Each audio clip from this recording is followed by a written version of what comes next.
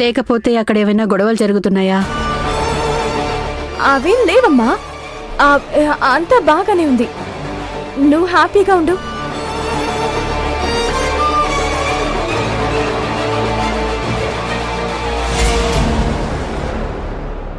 అత్తయ్యని ఎందుకు రావద్దంటున్నావు కావేరి? మర్చిపోయారా అర్జున్ బాబు? రేపు మనం అత్తయ్యతో కలిసి నాగపంచమి పూజ చేయాలి. ఇప్పటికింకా అత్తయ్య పర్మిషన్ మనకి రాలేదు. పైగా నాకు ప్రాణగండ ఉందని తెలిస్తే అమ్మ ఊరుకోదు.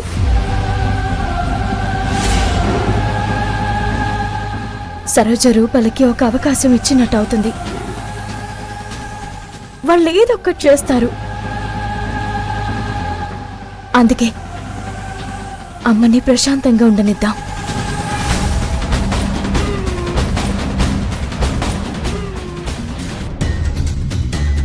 అమ్మా, రేపు పూజ సక్రమంగా జరిగి కావేరికున్న గండం తొలగిపోవాలి.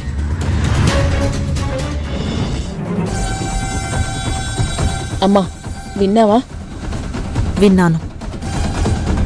భువనకి ప్రాణగండం అంటే కావేరి తన ప్రాణాలడ్డు పెట్టి కాపాడుకుంది. ఇప్పుడు తనకే ప్రాణగండం అంటే ఎవరు కాపాడుతారు? కావేరిని మన నుంచి ఎవరు రక్షిస్తారు?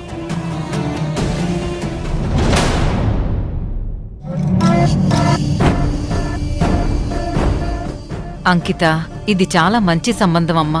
నారాయణమూర్తి గారి కుటుంబం చాలా గొప్పది. వాళ్ళ అబ్బాయికి కూడా ఏ అలవాట్లు లేవు. ఈ కాలం కుర్రాళ్లలా కాదు, చాలా మంచివాడు. అందుకని ఆ కావేరి వాళ్ళు ఏం చేసినా నోరు మూసుకుని పడుండాలా? ఆ యశోద గారు వెళ్లే వరకు జాగ్రత్తగా ఉంటే చాలమ్మా. తర్వాత ఆ కావేరి వాళ్ల సంగతి నేను చూసుకుంటాను.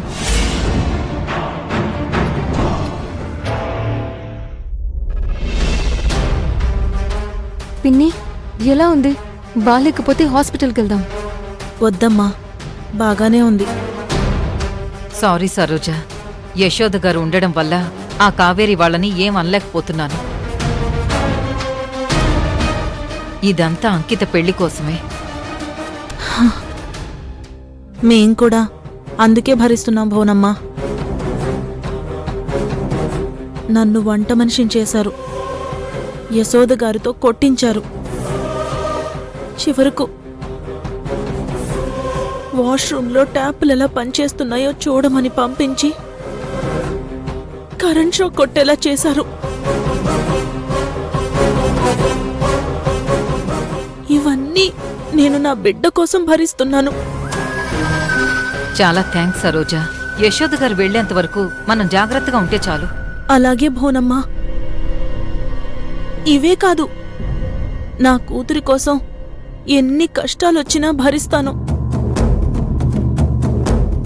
అంకిత కోసమైతే భరించొచ్చమ్మా, కానీ కావేరి కోసం మనమెందుకు భరించాలి? కావేరి కోసం చేయడమేంటి? ఏమైంది? శ్రావణ పౌర్ణమి రోజు మీతో కలిసి పుట్టలో పాలు పోయాలంట. అప్పుడు గాని ఆవిడ గారు బతకదంట. మమ్మల్ని బెండ్ చేయడానికి, మీ దగ్గర మార్కులు కొట్టేయడానికి నాటకాలాడుతుంది. రూపా, తనకి నిజంగా ప్రాణగండం ఉందేమో, మనమెందుకు అడ్డుపడటం? మనం అర్జున్ కావేరీలు భువనమ్మ నుంచి విడిపోవాలని ఎప్పుడూ కోరుకోలేదు కదా. వాళ్ళకి మంచి జరుగుతుందంటే మనం కూడా సపోర్ట్ చేద్దాం. ఏంటి పిన్ని సపోర్ట్ చేసేది? మొన్న అమ్మకి గండమని చెప్పించారు, ఈరోజు కావేరికి గండమంటూ డ్రామాలాడుతున్నారు. అమ్మా, పిన్నిని అక్కని ఎంత ఇబ్బంది పెట్టారో నువ్వు చూసావు కదా. ఇంక వాళ్ళని క్షమించకూడదు. ఆ సర్పపూజ ఎట్టి పరిస్థితుల్లోనూ నువ్వు చేయడానికి వీల్లేదు. చేస్తే నేను ఒప్పుకోను.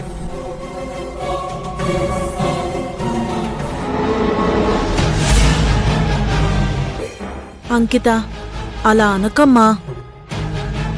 వాళ్ళు భువనమ్మకి దగ్గరవడానికి ఏదో చేస్తున్నారు, చెయ్యని అమ్మా. కుటుంబం మొత్తం కలిసిపోతే మంచిదే కదా. పిన్ని, వాళ్ళు బంధుత్వం కోసం కలవాలని అనుకోవడం లేదు, ఆస్తి కోసం కలవాలనుకుంటున్నారు.